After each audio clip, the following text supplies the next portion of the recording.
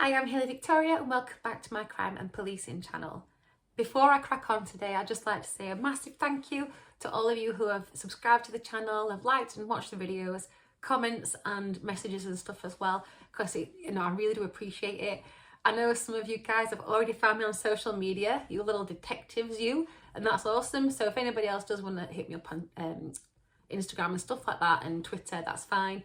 But just do be aware that on my Instas and Twitters, it's my actual professional work account. So it might not just be crime stuff, because I am a teacher, I'm a working teacher at colleges and universities, and I'm also part of a network of other practitioners of education. So you're going to see all sorts of bits and bats on there that's not just specifically crime orientated. But you are welcome to hit me up anytime with suggestions or any queries you might have got, and I'll do my best to answer them either in video form or personally. So if I've got time, because I'm very busy.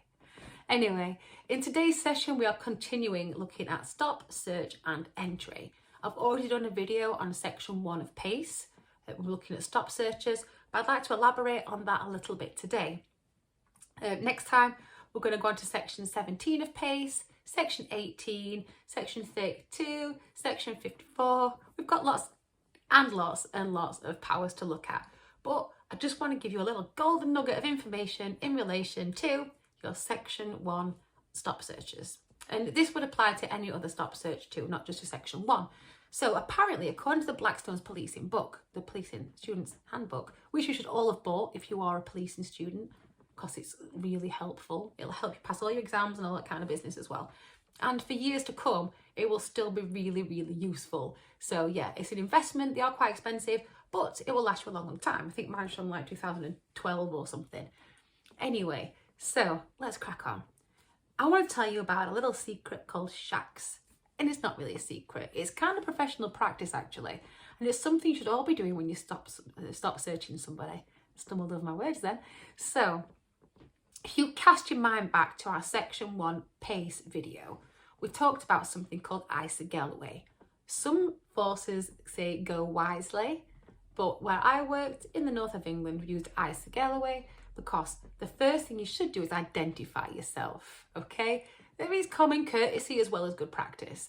So ISO in Isa Galloway is your identity, your station, and the object that you're looking for. So I know I'm PC 123 Hendos from Rotherham Police Station, and I'm looking for, and you give them the object, okay?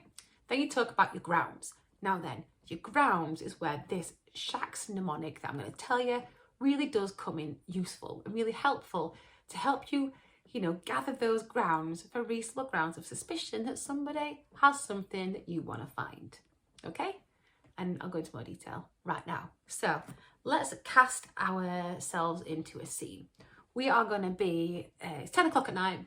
We are on having a little walkabout, as you do, maybe even driving, cruising around in your police car, and you get a message through control saying, we've had a report of someone committing criminal damage around the back of B&Q, and they're creating graffiti, and they've got them on camera, they're watching them right now. They're doing graffiti, whatever they're doing, criminal damage on this building. You like, I'm literally around the corner from here.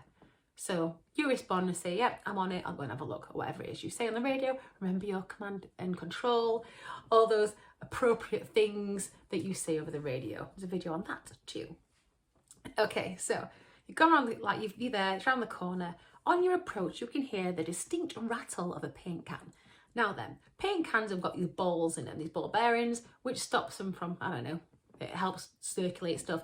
I'm not that kind of scientist, I don't know. Anyway, keeps the paint fresh or whatever. There's a ball in them. When you rattle them, the ball makes a distinct noise, okay? So on your approach, you're just around the corner, you hear this distinct rattle, you think, ooh, you can smell pear drops, because that's what it smells like. Spray paint smells of pear drops. Do not sniff it up, because it might make you really poorly, could even make you die. I mean, it's not the 90s, guys. No one sniffs gas, okay? I hope you don't anyway. So, on your walk around, you hear this rattle. You smell the distinct pear droppy smell of spray paint. And then around the corner, you see someone who matches the exact description that control have just given you. They tell you that they've got a blue hooded top, blue jeans, white trainers, a red cap. And on approach, you see this person shove something in their blue hooded top. Oh, what? And you think, this has got to be the person, right? But you can't just walk up to someone, cuff them and bang them up. That's not how it works. There's other things too. And this is where our mnemonic SHACKS is going to give us all those things. I don't know why I did that then. I'm a jazz dancer, I don't know. Anyway, so the first S in SHACKS is what you've seen, okay? So you have seen somebody matching the description pass through control, stood very closely to some fresh artwork, right? Putting something into their pockets very hastily and putting the hood down and trying to walk past you or whatever. You have heard the distinct rattle of paint cans and the tsh of spray paint, okay? Which is seen, heard, SHACKS. A is the actions. So on approach around the corner, they shove something in their pocket. The sound stops as if by magic, right? It's not looking good for this person, is it? C is the conversation. So SHACKS, S-H-A-C. The C is the conversation that you have with the person you want to search, because guess what? You have to talk to him. Like I said, you can't just rock up to him and lock him up. It's not how it works. And this conversation is going to help you formulate this when you're doing your stop search. K is the knowledge.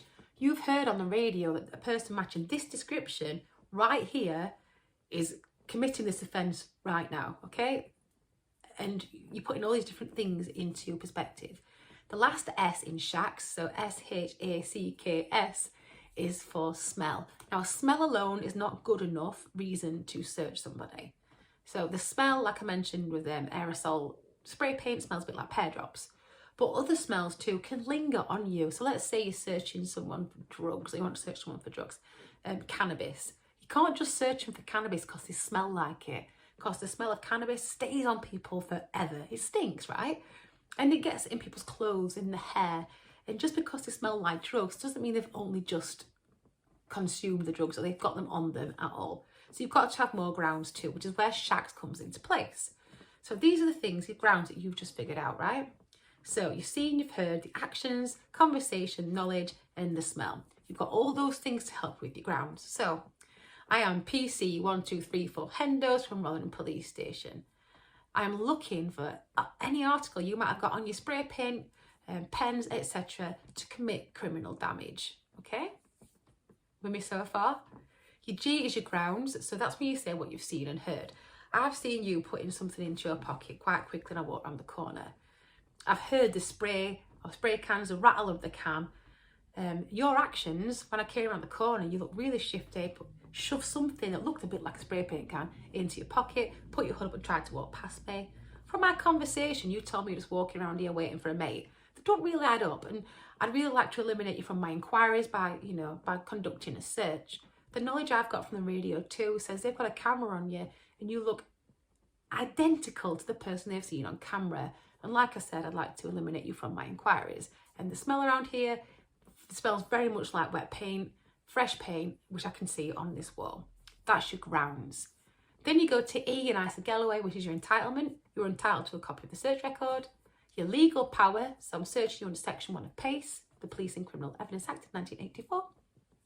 You show me your warrant card, bing, and you say you are detained for the purpose of this search. So that's how you use SHACKS in relation to a Section 1 search, which will help you gather those grounds to the Isa Galloway, which helps it all go lawfully. So if you do find something, then you can use that, obviously, as evidence, because you've got the right grounds, you've done a lawful search. That's it really for Section 1. So I hope that does make sense. That's your Section 1 PACE search and the use of SHACKS. Thank you. Stay safe, don't commit any crimes, and look after each other. Bye.